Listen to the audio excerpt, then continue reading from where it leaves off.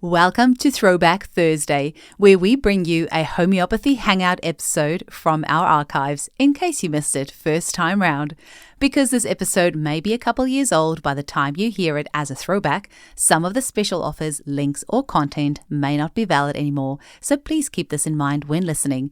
You're always welcome to reach out to us at info@eugeniekruger.com. Enjoy the episode. Imagine a career or a calling that is so inspirational and fulfilling that 5 generations of the same family choose to make this their life's work. Well, you don't have to imagine it because today we're going to speak with a 5th generation of such a family, Dr. Saptarshi Banerjea. So himself, his father, grandfather, great-grandfather, and great-great-grandfather are and were all homeopaths. So you'll often hear him start a sentence with, "My dad used to say," or "my granddad used to say."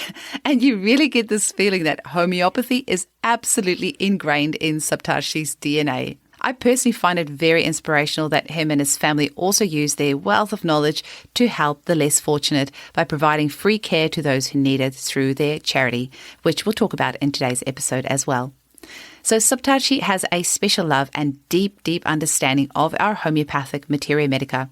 So for the new homies listening, Saptarshi describes our Materia Medica as the language and our repertory as the dictionary. So in the Materia Medica, which is Latin for medical material, we write up all the information we have about a particular remedy which has been gathered during homeopathic provings, clinical use, and from a wide variety of other sources. So our repertory is the tool that we use, like a dictionary, to look up specific symptoms, which will then point us in the direction of the corresponding remedies, and then we can read up further about these remedies in our Materia Medica for a deeper understanding.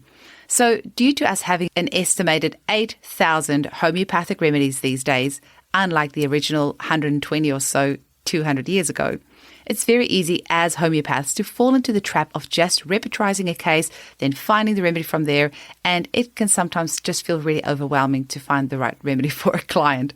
So due to Saptarshi's deep understanding of the Materia Medica, however, he is able to utilize this to do what him and his ancestors called rapid prescribing, where they're able to prescribe on the spot without the need to use repertories or a dictionary. I really like how he has such a common sense approach to the never-ending plethora of remedies that are constantly added to our Materia Medica and, really can feel very overwhelming sometimes as a homeopath. So Saptarshi suggests learning the 50 most commonly used homeopathic remedies, which we call polycrests, and really doing a deep dive into one of them per week so that within a year you'll have a deep grasp of each of these 50 main remedies or polycrests. He has many other pearls of wisdom in this episode, and I absolutely urge you to check out his YouTube channel and website as well. I'll have it all in the show notes, and you can just do a quick Google search for him as well. Saptarshi Banerjea, Banerjea, and you'll find him very easily online. Enjoy this episode, and if you'd like to support our podcast, please visit buymeacoffee.com/hangout to make a once-off $5 donation. If you enjoyed today's episode and want to continue the conversation, come join our Facebook group, Homeopathy Hangout Podcast. Thanks for listening. Welcome to the Homeopathy Hangout, where we discuss all things homeopathy from around the world. And now my mum and your host, Eugenie Kruger. Hello, homies, and a very warm welcome to Homeopathy Hangouts. Today, we get to speak to the incredible Dr. Saptarshi Banerjea. Welcome, Saptarshi.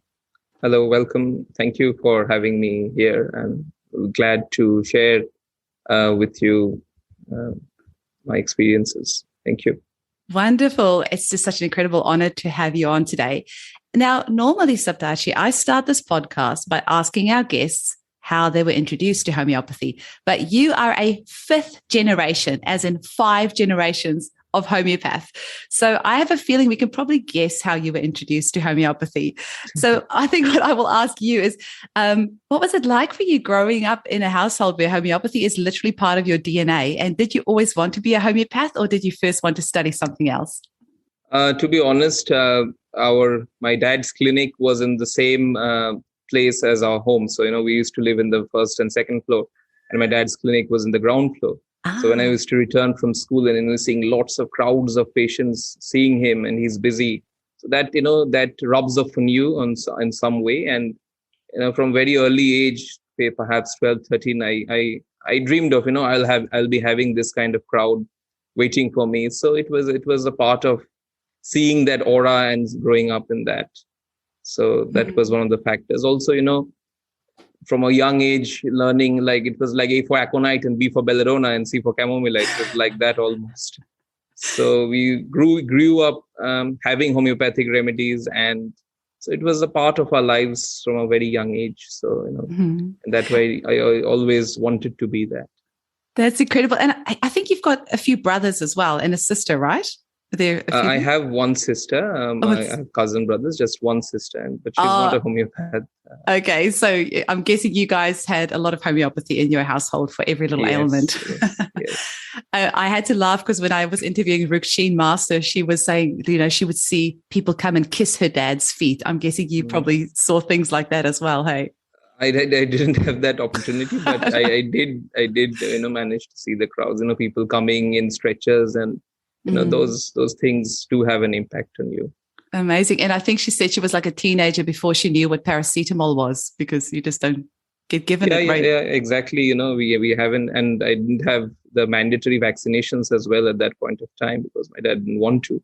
And, we grew up to be absolutely fine. That's incredible. Now that generation's gone on and you've got a beautiful daughter, and well, fingers crossed it'll be sixth generation one day. She'll be the sixth one. Yeah. No pressure, but So, and your family has got this college, Allen Homeopathic College, and just a couple of days ago on your Allen Homeopathic College Facebook page, they posted this little video of your 5 generations of homeopaths and the names of each one of them and a picture of each one of them and, what they did. And I thought that was wonderful. That was so cool.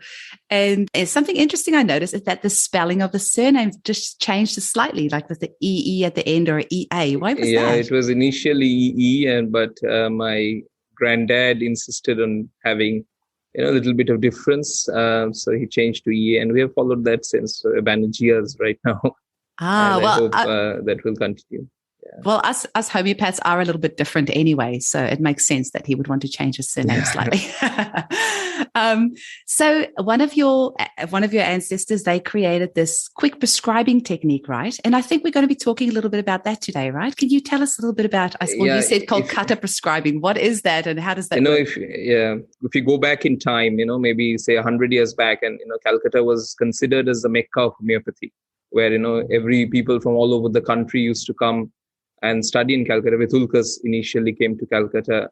P. Sankaran, father of Rajan Sankaran, he also came to study in Calcutta. So it was like the convergence of people from all over the world to study homeopathy. And there were lots of busy homeopaths during that point of time. And, seeing about, 100, 150 patients in a day. So they had to develop this technique of rapid prescribing. It had to be classical prescribing, but it was rapid prescribing. So combining that rapid and classical prescribing, they devised a technique where you can see and, try and come up with a prescription, like, with my cough sounds, hear the cough and come up with a prescription. My granddad used to say, if a patient is coughing in your waiting room, you don't need to call him inside. You can prescribe on what he's coughing and you can prescribe the remedy. So that method of rapid classical prescribing has evolved from the busy practice in the 20th century Calcutta, and we have tried to bring that forward in different ways in our practice as well. So, can you tell our listeners a little bit more about that? And maybe I should just interject there and say, if any of our listeners go on YouTube, type in Dr. Banerjea and type in cough sounds, you will have your mind blown by this incredible video that Saptarshi did in 2017, where instead of telling you about the cough, he actually coughs the different coughs and how they sound like. And I have this group of about 1,000 mums here in Perth, and we often listen to this video and like watch it, and all of us are just blown away by how you are even able to do all those cough sounds. But you're so right. If somebody's in your clinic, they're coughing, you don't want to sit there for half an hour and ask them about the cough. Just listen to it. Yeah. But how did you develop this skill? And I mean, you've got 5 generations that you can, or 4 previous generations you can draw on. But for us other homeopaths or even home prescribers, what can we do to develop the skill? It's again, sometimes all over the world. I'll say people do, and we do emphasize on the totality of symptoms while we are prescribing. But in many cases, we fail to see what is in front of us. For example, a patient with a skin complaint comes to us, and sometimes we ask questions from head to foot about his emotionals, about his generals, but we fail to notice what is in the skin, how the skin is looking, how the skin is appearing. And sometimes that is one of the important factors, because, we prescribe on what we see. That I have learned from, age 17, 18, when I started to sit in with my father, that, look at the outwardly reflected picture. What is the patient presenting to you?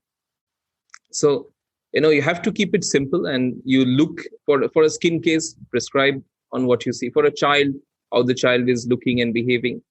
For, coughs, how the patient is coughing. So sometimes, it helps to keep your mind clear and simple. And that is what I have tried to, incorporate in the cough sounds, even, in my skin cases, where I find good successes in what the patient is presenting me with. Anything else? Sorry, I'm going to drill you a little bit, because this is something that I think is, it's easy to over-mentalize the case, but you're right. Actually, just look what's in front of you. But how further can we develop that skill? Have you got any other tips for us? To be honest, I will say sometimes it's, if we start from a early, especially for early homeopathic prescribers, we start seeing patients early, and like often what we do is, we finish our curriculum and we finish studying, and then we start seeing patients. But when you incorporate seeing patients gradually from your, studying years, I think that really helps in going a long way, so that, you learn that what the patient is expressing, and you can correlate what with the patient is saying and the symptoms of your Materia Medica, symptoms of the remedy at that point of time. And I think that will help if we concentrate also on treating people at the same time while we are studying. I think that will help in a long way as well. So that helps. And perhaps, one of the factors which has helped me is I have sat in for a long time with my father, with him, and seeing patients and, learning the language of the Materia Medica. My dad used to say that, there's a difference between the cup and the lip, that the symptoms which is there in the book, but sometimes we miss it when the patient is right in front of us. So see the people as well as see the book at the same time, and that will help you draw the analogy at that point of time as well. Now, you are a master of the Materia Medica. Any other tips you have for homeopaths on how? Because these days with 8,000 remedies, I mean, it can seem like an impossible task. So what's your advice for us? In my clinic, or in where I run my clinic, it's very difficult to repertorize each and every case, to be honest with you, because time is limited. There's a lot of patients. But what I'll advise to everyone who is listening me today, read 50 medicines, 50 polycress. Polycress are the medicines which have head to foot symptoms, which are the biggest medicines. But read those medicines like a mother knows her child. So you have to know the medicines from head to foot, from the emotionals, physicals. And if you know 50 of those medicines well, you can have a very good practice and you can go ahead. And the rest of the small remedies, rest of the medium-sized remedies, you can always refer to the repertory. You can always refer to your books. But if you know 50 polycress, like a mother knows her child, you'll be absolutely, good prescriber. And I always shared this with my students, shared this with people who are listening in, that 52 weeks in a year. So if you study one polycress a week and, you have 2 weeks off, you can still finish 50 polycress by the end of the year. And read it from different classical books, Kent, Nash, Tyler. And, you'll always get a good picture of the polycress. So if you are to make a New Year's resolution, it should be 50 polycress in this year. And, one polycress a week, I think that's not too much of an asking even if you have a busy practice or even if you have a job. I think you can fit that in easily.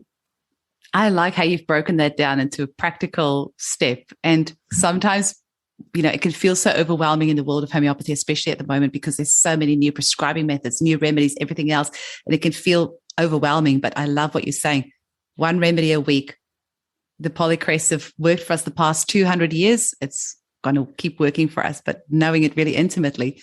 But even with the polycress, don't you think sometimes, well, you won't think it because you know them so well, it can sometimes feel like there's so many overlaps and it can seem really confusing. What sort of tips could you give to people to really help them being able to differentiate and get it very clear in their mind? And you said read from different types of Materia Medicas, but anything. If you want to learn the most advanced method to bring homeopathy to its full potential as an energy medicine, you have to study at the Montreal Institute of Classical Homeopathy, aka MICH or MICH. Their holistic, psychobioenergetic, research-based understanding of health and disease enables you to find the ideal homeopathic Similimum, one that will stimulate the mitochondrial network at the quantum dimension of the vital force field and address the dynamic root cause of disease. Their fully accredited apprenticeship-style program also includes supporting your patient's healing process through individualized diet, naturopathy, and coaching. A hands-on, self-paced homeopathy program that prepares you for all associations and orders, including the CHC, awaits you at michmontreal.com. Find free homeopathy training webinars on their blog and Instagram. Contact info@michmontreal.com. That's michmontreal.com. Anything else that you can give us? Again, that's a valid question. I think, if we study the characteristics of each of the remedies of the polycress, and if you have a picture of the characteristics, it will always help you to differentiate between the related remedies. So whenever you're reading Ken gives a good picture of the emotionals of all the particulars. Nash gives a good picture of the characteristics. So, whenever you're reading different books, it will help you to combine the idea and get the portrait of the remedy. And I think that's always helpful to differentiate between related remedies. So learn the characteristics first. That will be step one. Then you can go to step two, where you are learning about the different particular areas of the remedy. So that's always helpful. And that characteristics could be emotional, could be physical. So that's always helpful, even if you're a beginner, and you read the polycress, they always give a good picture. Amazing.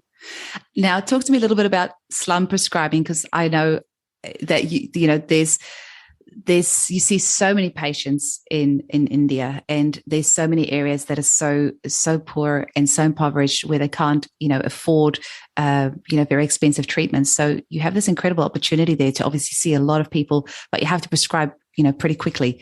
What does that look like? Like us here in the West, I mean, I usually see about 5 to 7 patients a day. And, I only do that 3 to 4 days a week. So the concept of seeing 60 people, or, in some cases you would say your ancestors 150 people a day, completely blows my mind. So for us over here that are aspiring to be able to help that many people in a day, what does that look like? Paint a picture for us. Yeah. I'll share a little bit of the background of the slum prescribing. We started this project called the Bengal Medical Institute. My father started in the 1980s, and we do give milk to poor children in the slums, and we do offer free homeopathic prescribing. So I go to a particular slum. I have few other doctors who go to different other slums in the city, and we give free homeopathic medicines to those areas, because conventional medicine is very difficult to afford for them. About the slum prescribing, there are a few factors which I think is very important to share with the world.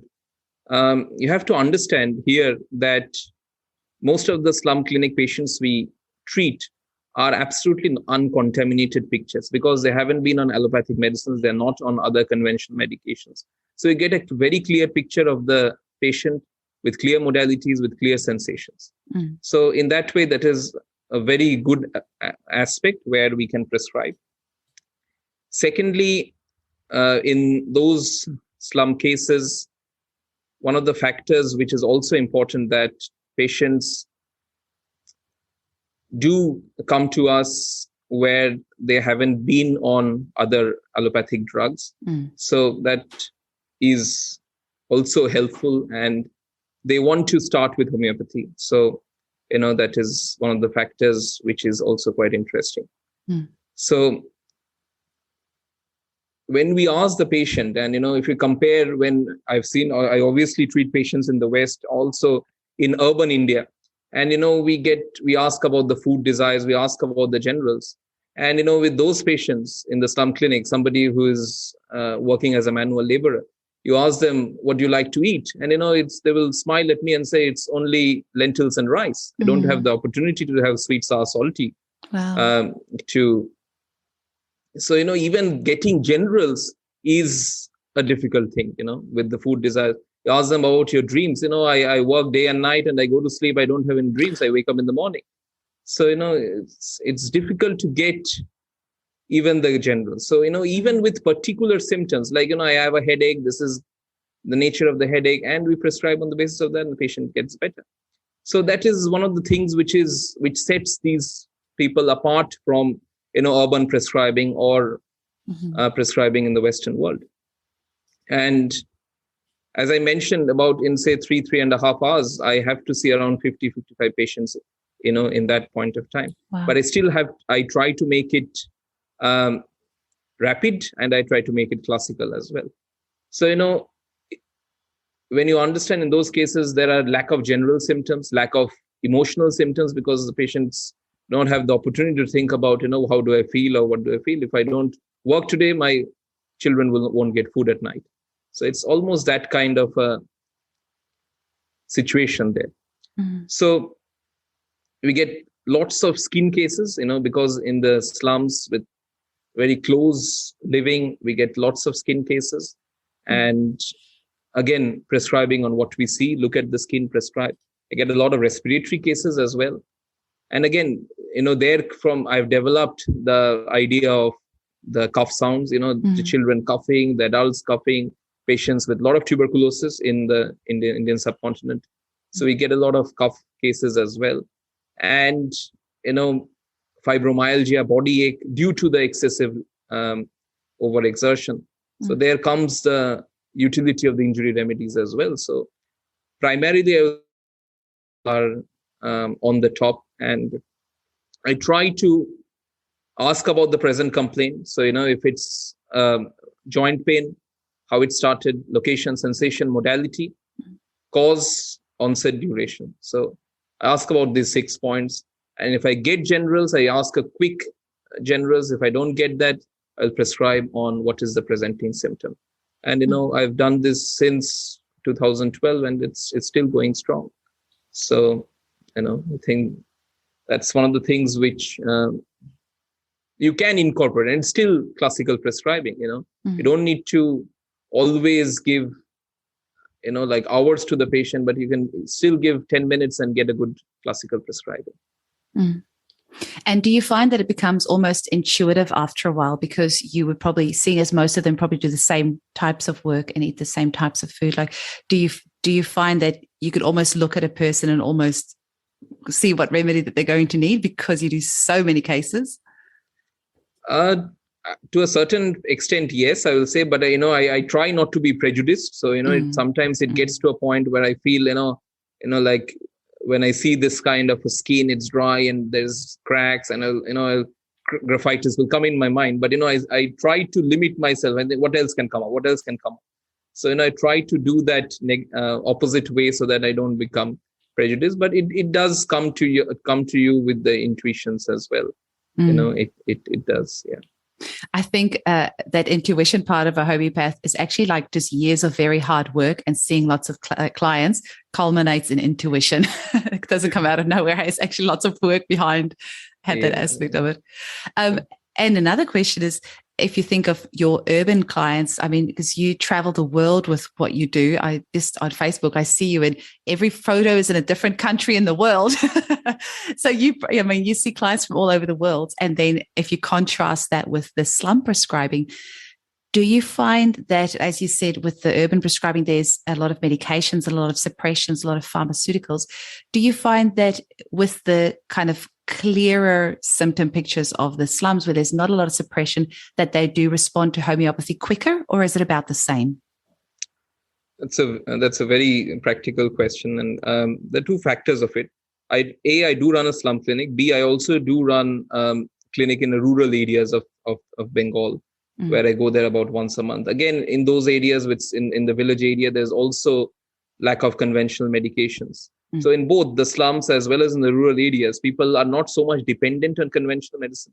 I get a very clearer picture. And also one of the factors which I want to highlight that, why slum prescribing is quicker. Because, patients will give you very clear modalities, which is like an uncommon modality. And, which urban patient won't give me. When an asthmatic patient comes to me and the patient is telling me that, I'm better by bending backward, or I'm better by sitting up, I get that modality, and, I can prescribe a hipersal in those cases where the patient is better by, bending back. But for the urban cases, I won't get that opportunity, because whenever they have an asthmatic attack, they take the inhaler and, they can't tell me how it makes me better. So yes, lack of clarity of symptoms in urban cases because of easy access to conventional medication. B, I will say, yes, it takes a much longer time for cases to be cured in urban cases as well, because they're under, if the thyroid is a little bit high, they put on antithyroid medication. Blood pressure is a little bit high, they put on antihypertensive. So it gets much more difficult for those drug-dependent cases to be cured as compared to a patient when I'm seeing in the slum and seeing in the rural area, because they have not been on medications, A. B, they're giving me clearer modalities, clearer sensations, and it's easier for me to prescribe and, quicker recovery as well. But again, with urban cases in the cities, it takes much longer time. And even with cases where there is emotional symptoms, quite a lot of suppression with medicines as well in the city population as well. So I think, it's challenging for treatment in the cities, considering because of the so much suppression. But I find also it's challenging in the rural and in the slum population, because I get to see a lot of advanced pathologies as well in the slum clinics, in the rural pathology. Like a person who is unable to walk, is paralyzed, he's coming to me for treatment, in the hope that, homeopathy can do something.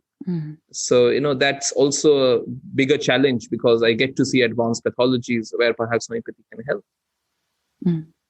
That's so interesting. And it's so true what you've said, because I constantly have that. I only treat women and children, and I constantly have that frustration in my clinic with so many of my clients are on the contraceptive pills. So if I ask them about their menses or their period, which is such an incredible treasure box of information for us to know, what is your hormonal system doing, but they can't tell me because they're on the pill. So you don't know, is the symptoms they're experiencing due to the drug, or is that their own unique symptoms? So it does make prescribing so much easier. So I'm really glad that you've mentioned that, because exactly, there definitely is something that makes it very tricky.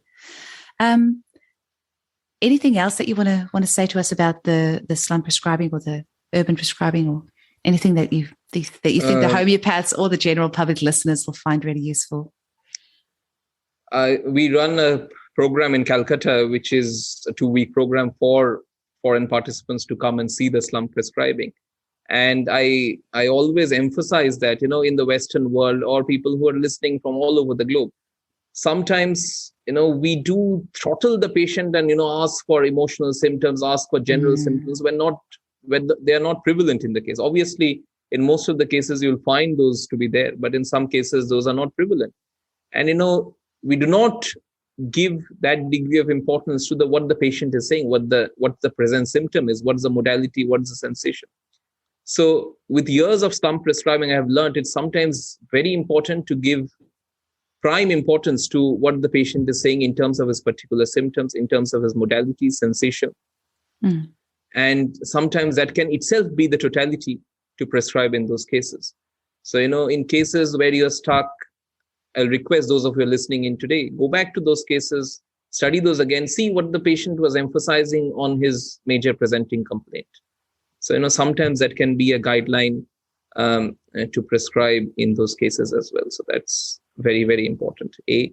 B, sometimes what I've learned from rural prescribing and also from slum prescribing, homeopaths do get bogged down by the pathology, by the name of the disease. Oh, this is cancer. This is a paralysis. I won't be able to treat it. But, again, keep your mind absolutely free from the pathology. What is the patient presenting to me? What is the symptoms? And, you can do the case. I have a case I've shared on YouTube where the patient was completely paralyzed. He had been hit on her back by her husband, and the paralysis started after that. Been to different neurologists without help. I took the etiology of injury resulting in paralysis. I had prescribed a bellis perennis, and she started to walk in 6 months' time. So sometimes as homeopaths, as beginners, do not get bogged down, do not get fearful or apprehensive by the name of the disease. That's what I've learned to be from slum prescribing. Be fearless and keep your mind concentrated on the symptoms rather than the pathology. So I think that's... I love that my T-shirt actually says fearless. That was quite... That's the theme of today, perhaps. Yeah, definitely. And actually, you made me think of that saying, not being able to see the forest for the trees, because sometimes we're so, we want to make it more complicated than it is, but actually just keeping it really simple and just what is actually in front of you. Don't get bogged down by it all. Exactly. I like that. Yeah. You just dropped a golden nugget there that I want to get back to. You said a 2-week program. So does that mean that any of us from anywhere in the world can come and join you for 2 weeks? And you are definitely welcome as my guest to come next year. So that's an invite for you, definitely. Well, I will take you up on that. Yeah. We had to stop it after the pandemic, but for 2021 and 22. But my father has been running that since 1980s, and I have taken that over since last 10 years. And it's a 2-week program in Calcutta where we take the student. It's primarily for foreign international participants, but we do welcome Indian students as well, where we do take them around to the slum clinics. We take them to the rural clinics, and we do make them see patients from our Calcutta clinic as well. We promise about 160 live cases in 2 weeks. But obviously it's more than that, but that's the minimum amount we do keep, that 160 live cases in 2 weeks. And people from all over the globe have come and have enjoyed, seeing live Materia Medica in action. So that sounds incredible. Where do we sign up? I will send you details. Okay, so we'll make sure we put it in the show notes. So for any of the homeopaths listening to this that want to find out more information. Sure. For future. Yeah, that sounds incredible. And so can you talk to us a little bit more maybe about the Materia Medica? You said comparative Materia Medica. What does that mean for our listeners, and what can you tell us about that? Sure. When listeners or homeopaths, those who are studying, I'm sure all of you are conversant with Kent repertory and Kent's approach. But one of the things which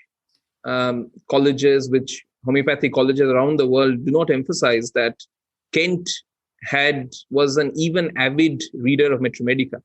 And because Kent had so much knowledge, so much information about Materia Medica, that he could develop his repertory. So he had read about 10 volumes of heading guiding symptoms, and therefore he had that in his head and he developed his repertory. One of the factors in today's world, in today's teaching, is people are taught repertory in the first year or second year, and they're not taught Materia Medica from an early age. And my granddad used to say, repertory is like the dictionary and Materia Medica is a language. So nobody learns the dictionary first. You learn the language first, and then you can refer to the dictionary.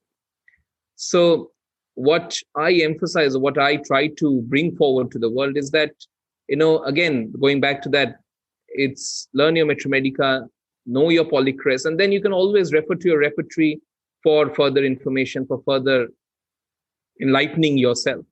So I have developed that understanding of Materia Medica and polychrest.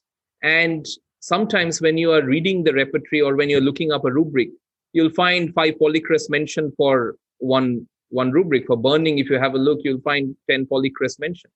But again, if you understand your polycrest, if you understand the characteristics of polycrest, then you can understand the comparative Materia Medica in that aspect. Like for arsenic burning, it will be better by heat.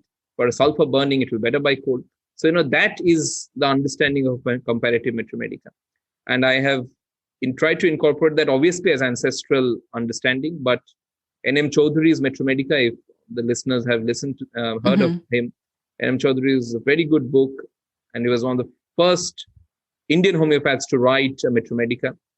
And he mentioned about comparative Materia Medica. Each remedy he has mentioned, for burning, 5 other comparative medicines. So, that sometimes helps to understand the finer differences. So, yeah. And for our listeners, that's Choudary. Yeah. Right? Yeah. Yeah. So, that sometimes really helps to understand the comparative differences. And I do emphasize on that, especially, people who have homeopaths who have repertorized cases who are having success, but, there are a percentage of cases where you won't have that degree of success because, you are not reading the Materia Medica and you're not understanding the differences. So sometimes that's really useful. So you recommend that one as a good book for homeopaths or perhaps even listeners who want to really get the nuances of the differences between the remedies, the polycrests. Exactly. Yeah. Even if you're treating acute cases, if you got a cold, for a beginner, you're thinking of giving aconite. And, in the aconite chapter, you'll find 5 different remedies mentioned for the differences for cold. So you can understand when to give aconite, when to give dulcamara, or when to give a Bryannian. Because if you repertorize, for a coryza, if you go repertorize for a fever, you'll find all the polycrests are coming up. All the acute cold remedies will come up. So that's really helpful for understanding the difference. That's really cool, because that's one of the things that can be most deflating when you're a new homeopath, is when you do repertorize and all these things come up and you're like, well, there's like 200 remedies here. Where do I start? Yes. And so when you know those nuances and you can really, get down to that, it really does make a big difference. And then when you talk about behavioral materia medica, what do you mean? That's an interesting thing. As I mentioned, my dad used to travel as well and used to teach all over the world. And when I was, in college, I used to travel with him as well. And when we were sitting at the airport, he used to ask me, who is this? Who is this? So, like a really tall, lanky guy who's, not got a clean shirt on, who looks rugged. He was sulfur. Yeah. A person who was sitting next to me in the flight, he opened his socks, and his socks, he had smelly feet. And Dad is telling me silica or baryta. So understanding from the gesture, posture, somebody who was sitting in the airport and he was very reserved, he's not talking and he's very stoic, and it could be an atrium. Obviously, those are thoughts, but, just developing that eye, that when somebody walks into your office, walks into your clinic, sometimes it's important to have the observational eye on and how he's behaving, how he's gesticulating, how his posture is. So, that sometimes helps. So, that I started, I used to do that, and, that has come up with me on my clinic as well. So, That's really fun to do. Actually just sitting in a cafe and just watching all the people and like guessing, what remedies they might be. But like you said, also just honing that skill so that we're seeing more than just what's in front of us, that all our kind of senses are engaged. And I find that sometimes I'll have a client in the clinic and, I might get this like aggressive type feeling from them. And I'm like, why are they here? They clearly do not want to be here. Like I almost get this feeling like they're almost challenging me. And then one of the lectures I was doing, they were saying, if you get that feeling from the client, it could be, I think it was Similimum, actually. I think it was the Colin Griffith webinar. But, not just like, what are you seeing, but what are you feeling? What's the energy that you're feeling from that person? Yeah. And sometimes, because I only see mums and children, sometimes they come into the clinic and the kids will make such a mess. There will be things everywhere. And the mums are apologizing the whole time. And I'm like, please don't apologize. And sometimes the kids are so loud, we can't even talk to each other. And I'll say, don't apologize, because even what they're doing, sometimes don't even need to say anything. You can just observe the way that the child is doing it. Are they throwing things? Are they hitting the mum? Are they jumping from one thing to the next? What is their energy? Are they very quick in their emotions? Are they uncoordinated? Are they coordinated? Are they trying to climb on everything? So as homeopaths, we like try to keep a little eye on everything. So sometimes, you might not, the mum might not be able to get a word in sideways, but that in itself is enough to tell us which remedy the child might need. Exactly. Yeah. Sometimes that observational study is itself an important part of the prescription.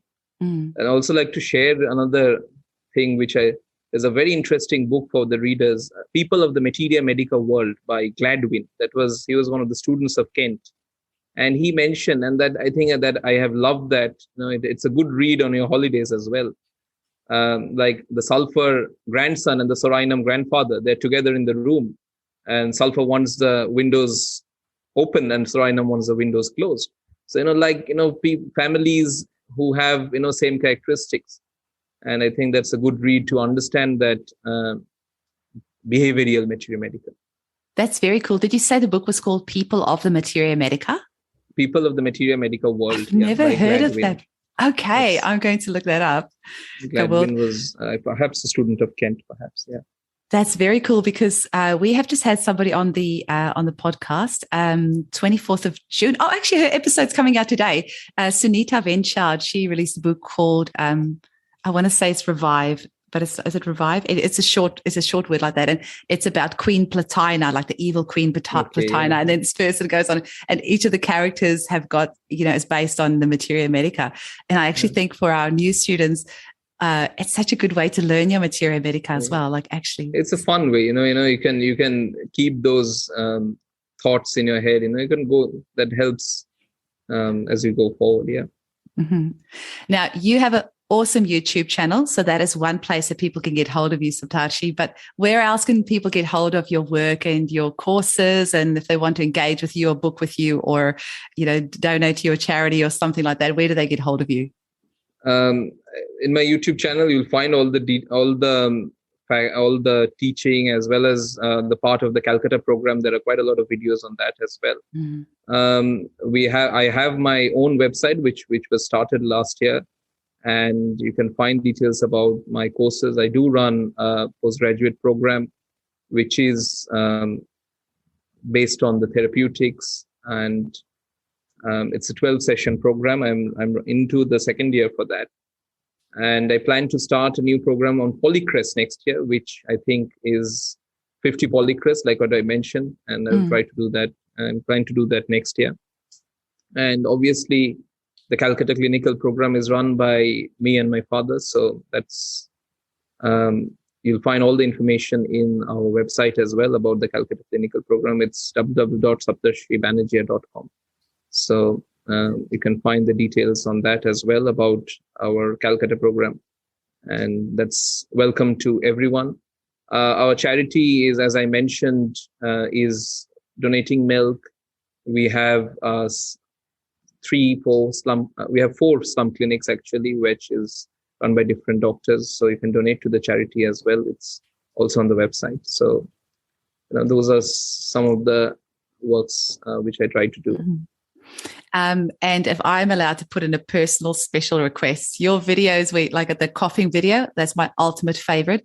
I love your crying sounds video where you're actually doing the different cries and, showing the difference between the whimpering and the hard cry. And it really helps you to understand the remedy so well. And your stuttering video is so good as well, because if you just think of, the medical profession, if your child has a stutter or a stammer, we'll just stick a label on and say you've got a stutter.